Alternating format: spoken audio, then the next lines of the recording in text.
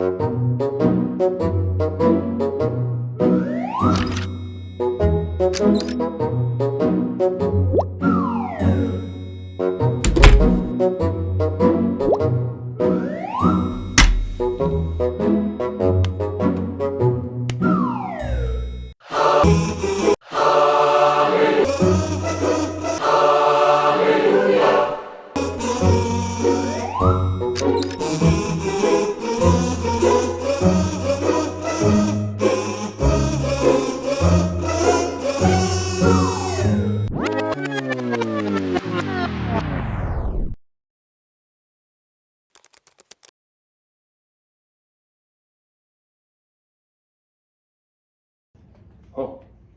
feeling amused, feeling confused, feeling surprised. Hey, what's up? It is the Dad Poet Society. I'm here with my brother, Jonathan David Schleicher, the oldest of I'm the oldest of my brothers. So the number two in birth order, number one in your heart. So been super excited for this. We had a little Elvis party for my grandma earlier in the year, so we thought, hey, why not rock the Elvis gear? And this is Jonah and Jackson, one of their favorite books, one of my favorite books now. Jackson, Jonah. Yeah, Jonah and Jackson. Oh yeah. I'm glad I know who your kids are. So how are you peeling? So, which I think is a great thing. Our goal with this is to help dads be better dads, right? Yeah. So I don't know about you, but how are you peeling? Super anxious. Yeah, super anxious, excited. Yeah? Yeah. All right. Do I make you anxious? Yes. A lot of PTSD Yes. from childhood apparently. Yeah. My bad, dude. Yeah. No. So I'm gonna pull it together. So first question, brother. Yeah. What do you do All right. to peel good, Yeah. or just peel any way you want, when you're not on dad duty? So if no kids, what's John doing besides this? I'm working a lot, and I really like what I do.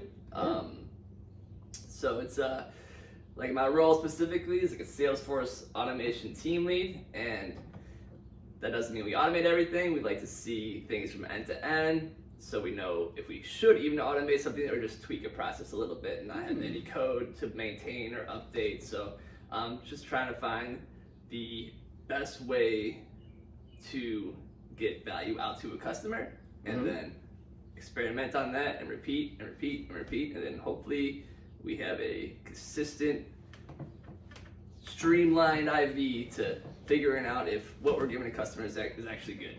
I like it.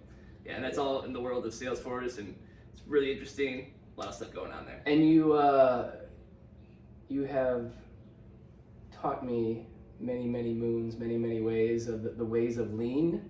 Yeah. And I know that's a big part of like what, your focus when you're leading is you kind of use it as a tool. Obviously not the only thing so what's, I guess, something, how could dads use lean? First off, kind of what is it? I guess you explain quickly, and then how could a dad use that in their daily lives? So I don't know. I don't think I've ever been asked for like a simple explanation. So maybe that would. All right. Yeah. So just Google it. I'll just Google it, but like it's really something incredibly transformative at an individual, team, and organizational level, even at a national level. So like, for example, Japan was bombed, nuked, 2 atom bombs dropped to the major cities, and they came in and learned the kind of foundational pillars of lean. They were taught that by the U.S. General MacArthur, Dr. Edwards Deming, they call them the 4 horsemen of quality, but they trained them on. Say that again. 4 horsemen of quality. I would be so that. they have like their work and their training like goes to Steve Jobs, it goes to Bill Gates, like, any type of business out there, like their work has impacted those successful businesses. But yeah, they trained him on really the two big pillars were leadership, management, and quality. I like it. So pretty much lean runs the world? No. It should, though. Yeah, it should. So it's really like it was given a name, and like a lot of things get a name, and when they get like, the notification of like ways of working and like how like here's the thing that's supposed to be transformative, let's call it a noun, and so I can buy it. And it's really not. It's like leadership can't just phone it in. They got to be about this kind of stuff. It's the American way, man. It's everywhere. It's everywhere. It's not just America, but it's wild. So what's the goal? Well, I want people to buy it. Yeah, of course. Yeah. So it's a lifelong journey. It's a lifelong game. The idea is that hey, we want to be an organization that our customers want to exist throughout their lifetime. That customers want to exist in society. Gotcha. So how do we go about doing that? How do we go about like we're playing the long game, the future game, the forever game. So it's the infinity game, if you will. Yeah, I think too. That's what we'll get into later in the questions. That's definitely. You're trying. Yeah. You're trying to play this infinite game, this dad game, right? Yep. And there's no. That's what we're trying to help people say, like, hey, there's no rule book, there's no textbook that can capture it all, but like, hey, if I can give you some things to go be a better dad with, and help change your kids' lives, your family's lives, your community's lives, and we've done our job here. So I think I would be interested, for everybody watching this, and myself included, trying to apply that lean concept of quality and leadership. I mean, that's really what it is. The best dads are leaders, right? And the best dads are their quality. Nobody's perfect, but they strive to be quality human beings in every element that they can, but especially I think it's the ultimate leadership sacrifice to be the best quality father, and super moms too, like to be the best parent, right? The best mom, the best dad is that is your entire existence, and it is just changed, Yeah. But not everybody, your existence has changed, but you haven't changed. So I think that not all parents, fortunately, adapt with what happens. So on that note, other question I had for you is, how did becoming a dad change your life? So take me to the moment where you held Jackson for the first time. Like, what was going through your mind, and just kind of whatever you want to share. I don't know if it's just me. Just the level of awareness about being a dad took a long time to really land. Like even after Jackson was born. I mean, I think maybe for mothers it's different because they start bodybuilding. They actually have a baby in their. They know they're a mom long before the baby's out. So moms get it real early. Dads, at least for me, I was still kind of flying by the seat of my pants, and told myself life was going to change, but I wasn't actually living away, thinking about things as with this new level of responsibility. So honestly, when Jackson was born, I was really excited. I was super excited. It's just paranoia. Paranoia hit more than any other emotion, and fear hit more than any other emotion. Oh yeah. So I think that's what really started landing. Getting my feet on the ground. You feel like you went into protection mode. Yeah. You just gotta. And I see when we're having a family holiday or a birthday, or we're hanging out with us and the kids, you're very focused on safety, quality, and safety, right? You know what I mean? And but I think that too. That's what we grew up in a be safe, that kind of thing. So I like it. So all right.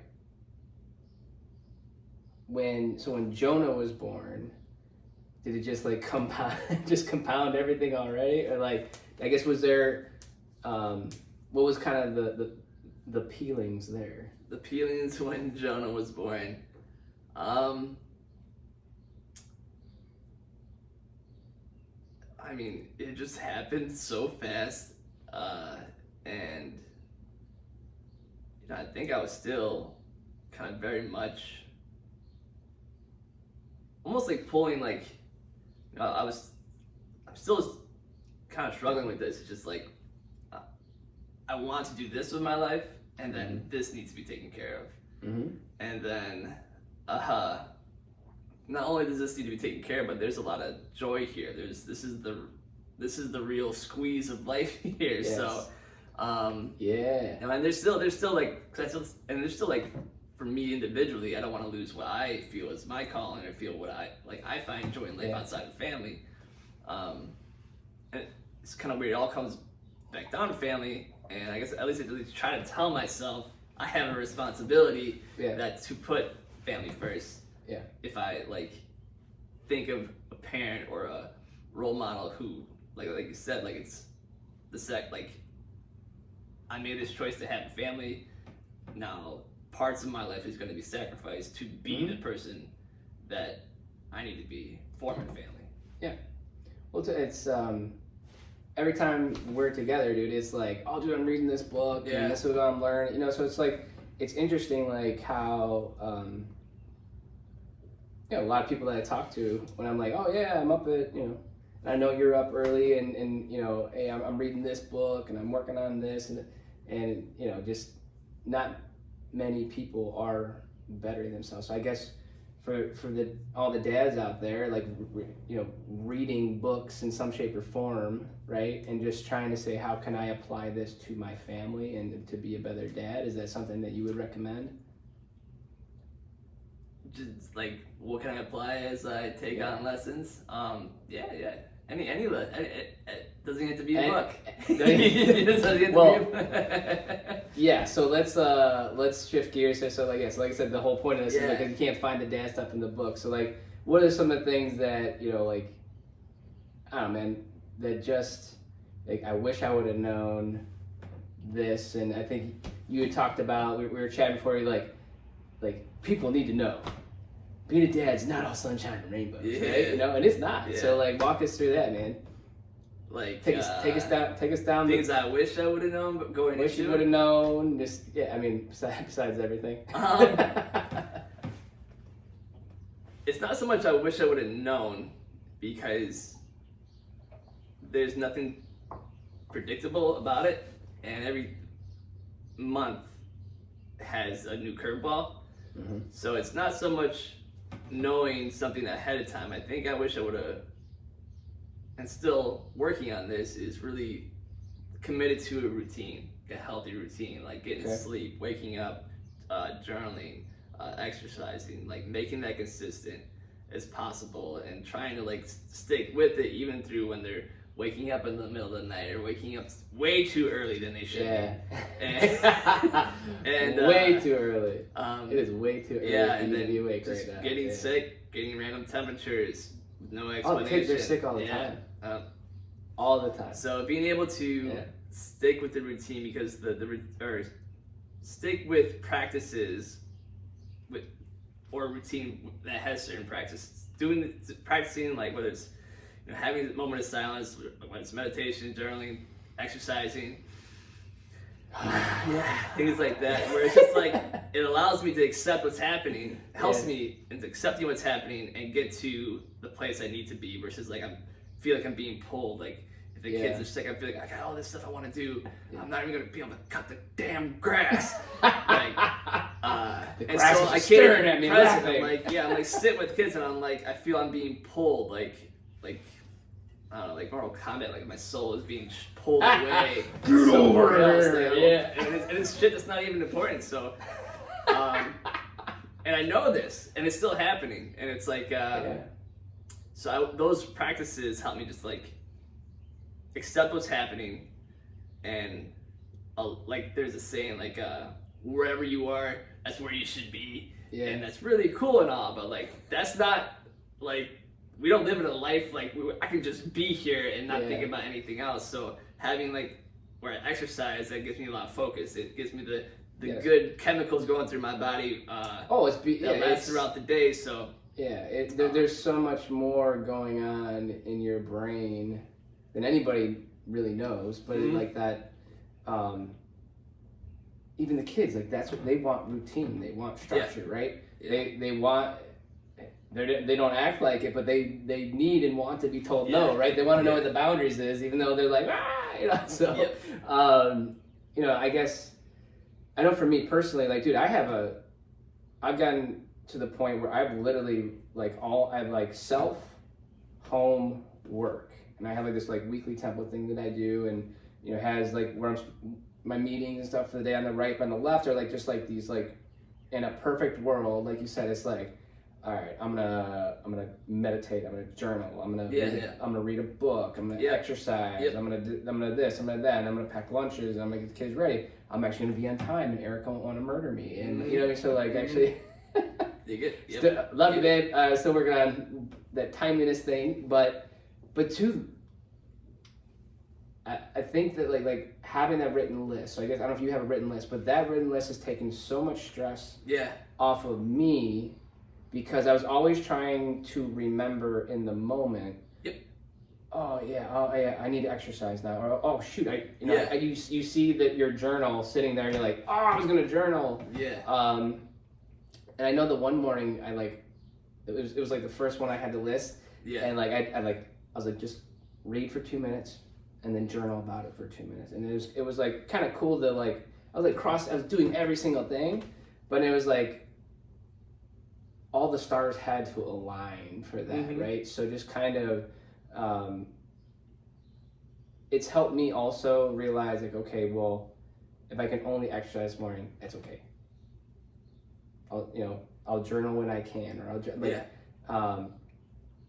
again, it's staring at you, right? When you're with the kids, you're like, oh, I need to journal. I was supposed to read that book 5 years ago, right? So just kind of, is there anything that you say to yourself, or is there any like little dad hacks or dad tricks that you found where it's like, okay, well, kids are sick, kids woke up earlier than normal, Anne has to go into work earlier, or Anne's got to work the weekend. I mean, like, so again, so like you're being not only pulled with what you want to do, there's what Anne needs to do, and and so like, how do you give yourself grace, and like, how do you like not?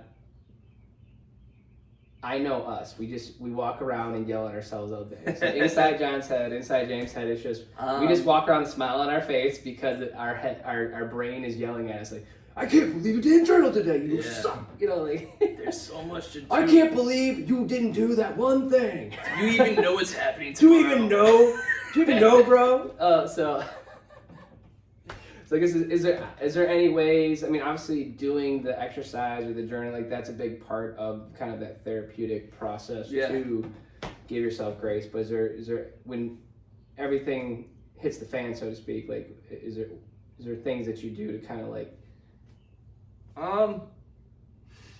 and these aren't always necessarily things I do. When I say always, like rarely. If I could wave a magic wand and like, hey, here's the things that like I would have set up. So like, I think environment's really important. So even just like having junk food that I don't want to eat, or lots of alcohol in our house that I don't always want to drink. Oh no, don't make me. So, when the alcohol takes the edge off. Yeah. And then your guard's down, and you're like, well, maybe I will eat those cookies. I think just setting up the environment as much as possible, whether it's a reminder, like, I don't know, like you had like sticky notes, just saying like, hey, sticky notes everywhere. Fit in 10 push-ups when you can, like do 10 squats real quick. Doesn't have to be. It just can be little things. You don't have to have like a 2-hour workout or like a 2-hour journaling session or 2-hour just like deep. Like when things are going crazy, like it doesn't make sense. And like I just bury myself in anxiety and like all these shoulds because Should. Say it again. Should. And it's like, All yeah, these shoulds. you're shoulding all over yourself, Yeah. right? We just wrote it Yeah. out. But I think that's like, and it's, I tell that to people when I'm talking to them all the time, like at work. And I said, well, we got to eliminate should from your planning vocabulary. Yeah. We're building on a strategy. You got to take should out of there, because with the best intentions and all the love in their hearts, family, friends, random person on the street corner is going to be like, oh, you should have done this or you should have done that, right? No matter what happens, no matter what decision you make, someone else thinks you should have done something different, right? No matter what. But yeah, it's so hard to, like, again, it's easy to tell other people to do it, but then to actually do it yourself, I feel like that's like, that's the ultimate dad challenge, right? Is like, okay, I know what I'm supposed to do, I know what I should do. Yep. But what am I actually doing, right? And then you can't do everything at once. So it's like, if I'm gonna choose the one thing and take action, let's be happy about what we did. Not what the. Can we make a pact right now to be happy about what we actually do? Yeah. And not beat ourselves up. This is family therapy. Hey, you want to be the best dad, best brother? I don't know why I'm talking in that accent when I'm supposed to be Elvis, but you're embarrassing me. You're embarrassing me. And the glasses. So, but yeah, great family, brotherly, fatherly therapy is just dress up like Elvis and just help celebrate the action you do take. Yeah. Versus beating yourself up for the million other things that you didn't do because it's literally impossible. Yeah. Yeah, no, and I think things that I've done in the past that work really well that I don't do consistently and want to do consistently is really like knowing that life is going to take a turn in every direction besides the plan one. And so like a really awesome like journaling exercise is saying like, hey, when this happens, I'm going to do this, right? I'm going to, so it's like, here, I'm gonna take a deep breath. I'm gonna do 10 push-ups, whatever. But like, it's really cues up the ability to process what's happening, so we can get to what actually needs to be done. Because like when something comes as a surprise, it takes like our emotional like resistance doesn't let it get through our system, because it has to. We can't like ignore it. It's not gonna be something just I'm not.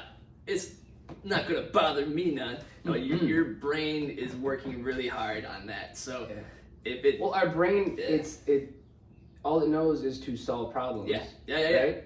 Yeah. So when we see something as a problem, I guess it's hard too, right? Yep. So this is awesome. So like you're feeling yourself being pulled a million different ways, and all it's like you feel it endless. You're with the kids, like why can't I just be happy? Yeah. Why can't I just not necessarily be happy? Like why can't I just be? They said be where you are, right? Be present. Like, and I think, and I can't remember.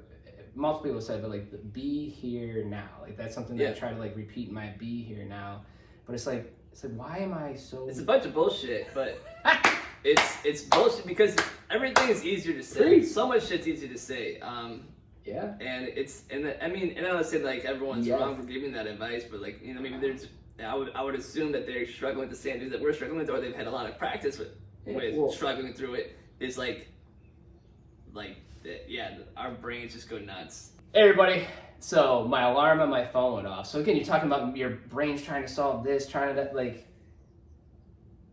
You can't think of everything. I'm like, is my phone on airplane mode, or is the back here, level as can be? Do we have the kids in the picture?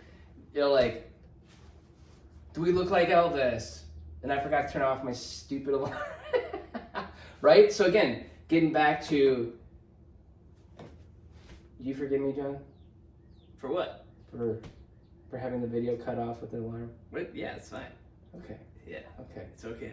So, you forgiving me helps me try to forgive myself. So thank you. Like I'm just gonna beat myself up for the rest of my life because the alarm went off in our video. So, don't do that, dads. Don't do that, and I'm not gonna do it. If you don't do it, I won't do it. So,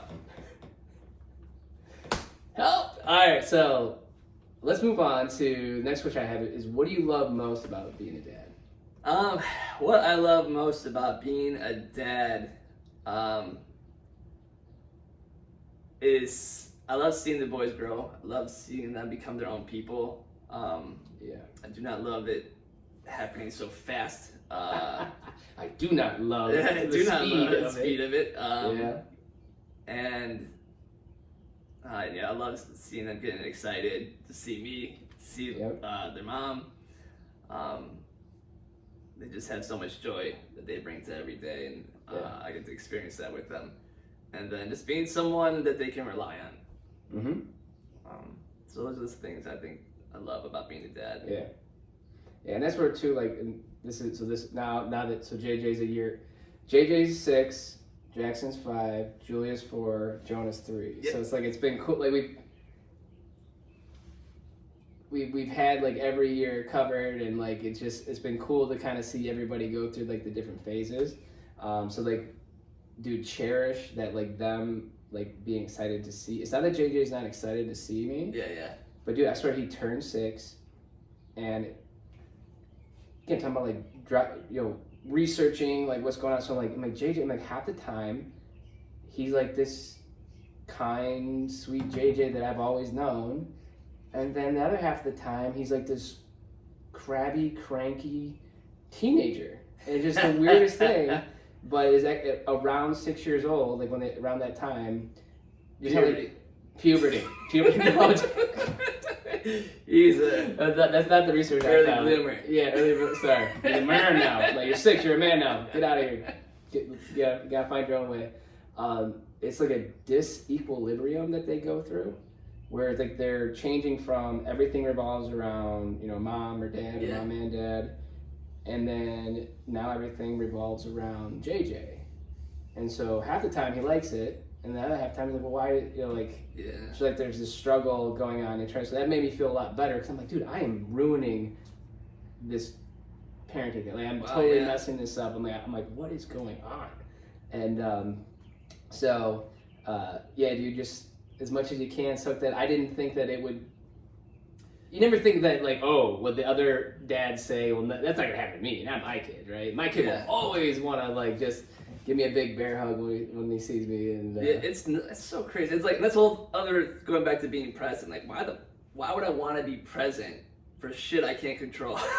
Right. It's like, I want to be there and be present, and then next thing you know, there's things happening that I don't understand, and especially in the moment, I'm like completely at a loss, and I don't know what to do. There's like, I can try to, like, I know not to yell, at first at least.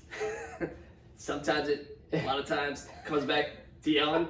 Well, we don't listen the first 87 times, at the... It's not listening. What's helped me a lot is I started saying, like if I ask them and they're not listening, I say, like I really don't want to yell. Please don't make me yell. Like, I don't want to yell, but if you don't listen, then the dad's going to have to yell. So you want me to yell, or what do you want me to do here? So it's kind of like, it's basically me yelling without yelling. But like it's hard, dude, right? Because it's just, again, you're like you talked about earlier, like you're on high alert 24/7. You're trying to protect them, trying to make sure they're doing the right thing, trying to make sure everybody's getting along, but definitely keeps you on your toes. Sorry for that tangent. Yeah, no, you're fine. So what else do you love about being a dad? So like, what else do I love about being a dad?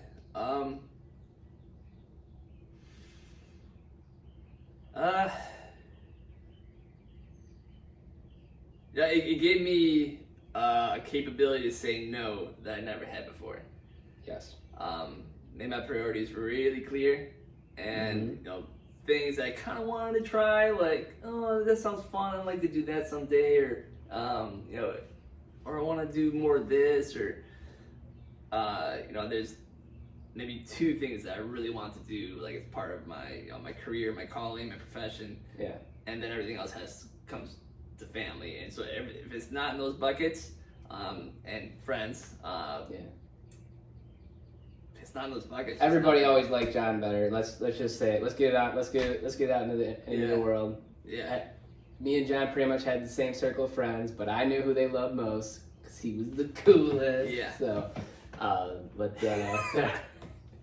I'm not jealous still at all. So no, it's. I was like, even with friends, like you can't. Yeah. But no, dude, I think it's a lot of no's. Yeah, it's a lot of no's, but I think that, and Erica gives me, ever since I've been with Erica, like she's like, you're everybody's best friend. You know what I mean? So, or like you meet someone for the first time, and it's not, and if you ask yourself, is the glass half full, half empty? It's like, well, the Schleicher way is, if it's empty, just keep pouring water in it. Even if the person's like pouring the water out and like, I'm not being a really good friend. You'd be like, oh yes you are.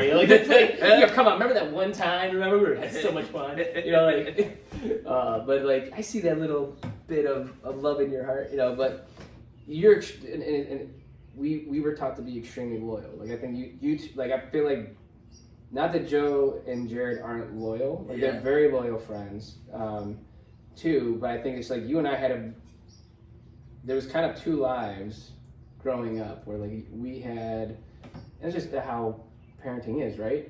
Is like we were way harder on JJ and Jackson, and here comes Jonah and Julia. So like things we would never let slide, even though we vowed, like I'm gonna treat my kids the same, right? Like that'll be, like it won't be like when I was growing up, but like just. Yeah, you learn like Tommy, you can't control all this stuff. So it's not the end of the world kind of thing. But yeah, dude, I think you feel like it's giving you like that kind of more clear boundaries as to like if even the definition of a friend, right?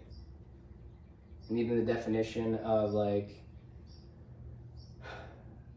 talking about leadership and quality, like it helped me realize that it's not the quantity of people in my life, but the quality. It is silly to sound. Absolutely. So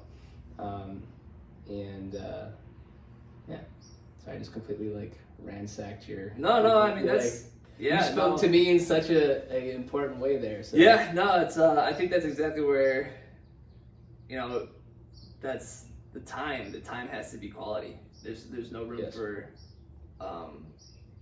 Like you can learn from the time that wasn't quality, learn from the time where we're making mistakes, and then like a mistake is a mistake until it's learned from, and so it's and that goes into like making that next time we're doing the same thing a better, more quality experience.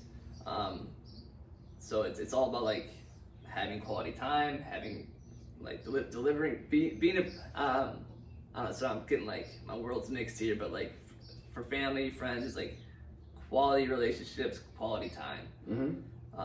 And that it's not possible being spread thin. It's not possible trying to being pulled other places. Yeah. Well, I feel like it's, as a dad and as a husband, you're, and two is like, is someone who is very good at what they do career-wise. Like you love your wife. You love your kids. You love your work, right? You love your friend. Add all that on top. Even if you're cutting out all kinds of things, you're still spread thin. By default, you're spread thin, right? Yeah, we haven't even gotten to like Little League sports yet. We're just we're not even there yet. We're not even there yet. So, So no, dude, it just. Every person that I ask for like dad advice or parent advice, or like it just gets harder, it just gets more expensive, it just gets my one buddy, I remember his daughters I think they're graduating this year, they're twin daughters, and he's like, how's the family, how's the kid, talking about Julia, I'm like, oh Julia's da-da-da-da-da, I think maybe she was 2 or 3 times, like he's like, just remember James, little kids, little problem. Big kids, big problems. So, dude, even this morning, a friend of mine, like her, she got a call. She's talking about it like before this. She got a call at like 4 a.m. One of her friend's kids is on a school trip, got their like fanny pack thing stolen, and they're just stranded in another country. Now they're with like the teachers and other kids. but no passport, no money, no nothing. And then it's like, you know, so just kind of like at least for now, you know, like at least we're contained in this area, right? So, but yeah. So not looking for that, but No. awesome. No. Well, dude, anything else that you would add before we transition into how you want to be remembered as a dad? Yeah, I think kind of just going that same like pulse, like quality, like perfection is not like there's nothing else left to add, there's nothing else left to take away. Yeah. So less is so much more, because we can only do one thing at a time, so having more by a flipping math problem is impossible. You can't have the math. The math is math? sound. You can't argue with the math. There's It's no simple variables. There's Like, no book for parent. There's no textbook for being a dad, right? But there is a textbook for math. Yeah. And like the only being able to do one thing at a time. But yeah, and before we transition, I do love like Jonah. I just love because it reminds me of you. How he has to like wherever he is, whatever he's doing, he wants Mighty Wings playing. Yeah. He wants Bloodsucker. He wants what was the other ones he's got? Kickstart My Heart. Kickstart My Heart. Danger Zone. Highway to the Danger. Yeah. So like just he's got like it's like he's got his own like playlist, right? Yep. For what he's doing.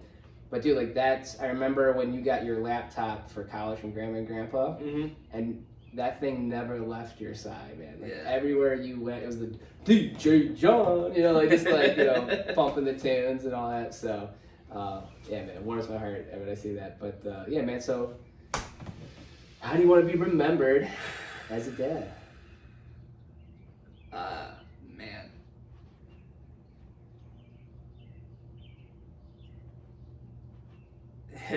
It's like a trick question. It's because I just want to like be there, and I know that time doesn't have that. Can't predict that whether or not I'm going to be there. I might not be here tomorrow. Like this is how the world is, how life is. So how I want to be remembered is like trying to. There's a lot I want to like lessons I learned. I want to be able to share with them, and I don't know how I'm gonna get these really important lessons I learned in my life through their 5-year-old heads.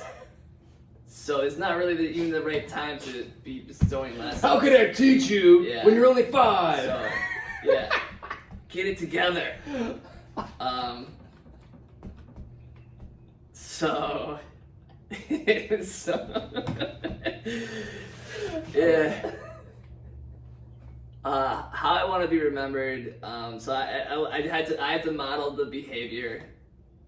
Just like leadership, I had to model the behavior. Say it again. Model Say the it like behavior. 5 times. Model the behavior so they can learn what is so they can learn because they hang out with us the most. So they're gonna just do whatever we do. Yeah. So I have to model the behavior I feel like is gonna set them up for success in their life. Yeah. So I think how I want to be remembered as a dad is someone who helped them be their best selves, and a big part of that is having joy in life, accepting themselves, self-awareness, loving themselves, and being able to accept things that happen in life as well. So I don't know. That's like, I think just in a phrase, helping them be the best version of themselves. Yeah, love that.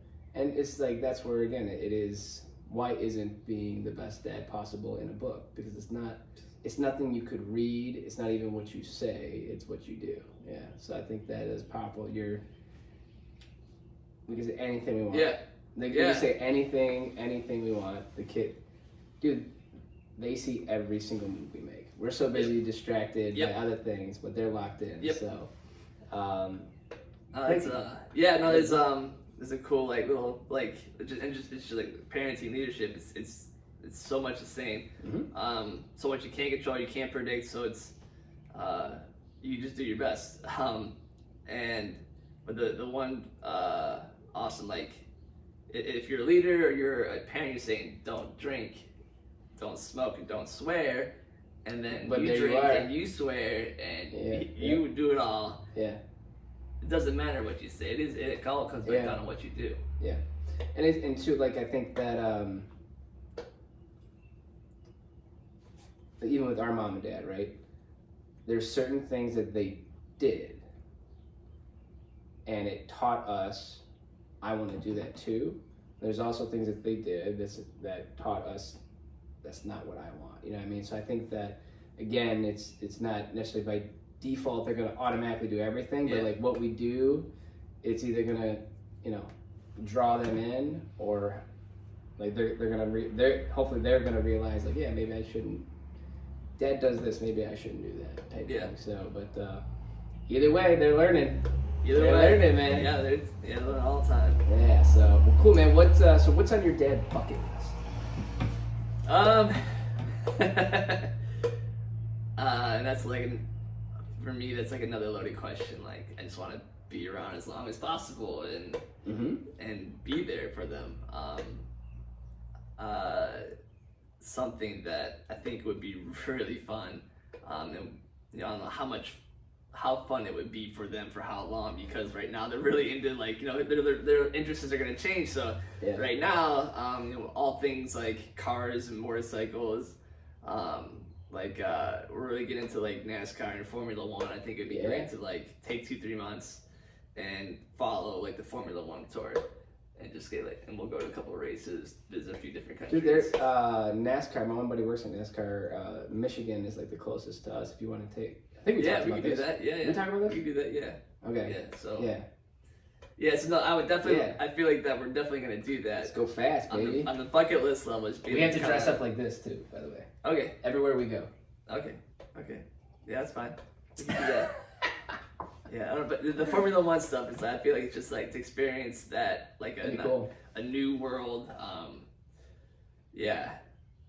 One thing that's cool is like your bucket list is like becoming. It's your dad bucket list, right? It's like it's these areas of life that their interests are taking you into. And I think that's cool. Yeah. That you know what I mean, you're exploring what they're into instead of like saying, no, I don't like it, so we're not gonna do it, kind of thing. So that's cool. Yeah, no, that's cool, definitely. man. That's a good call. I like it. All right, well, I want to be on your bucket list too and go with you if that's okay. Yeah, no, so, absolutely. It right. sounds wonderful. Nice. And so, last question I got for you is like, you know, what's kind of like your dad mantra? So. Some people it's like a song or a lyric or a poem or whatever. I really like this a quote from some crazy cat back in some old century. Some crazy cat. I know him. Jonathan Van Goth or something like that. Like Van Gogh? Van Goth is a G-O-E. Van Gogh? Okay. T-H-E. Maybe it's Van Gogh, but it's not Van Gogh. It's I put his name down to remember his quote, but the quote is, "The things which matter most should never be at the mercy of things which matter least." Things that matter most should never be at the mercy of the things that matter least. Yeah, I love it. And thank you, and all of you, please take that and run with it, because like, as you're saying, like those things, right? You say them, you think them, you feel them, like you peel them. Man, I don't know about you, but my mind goes to like so many times. I'm like, whoa, I'm sitting in the driveway with the kids looking at me through the window because I just got to make one more work call. I just got to, I just got to check one more email, right? And just like, why? Why? And it's man, thank you very much. That I'm stealing that. Yeah. Anything else that you would add, brother? Anything we did not chat about that we should have?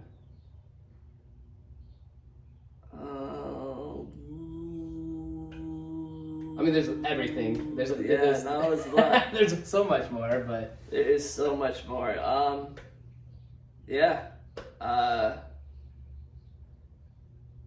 keep learning.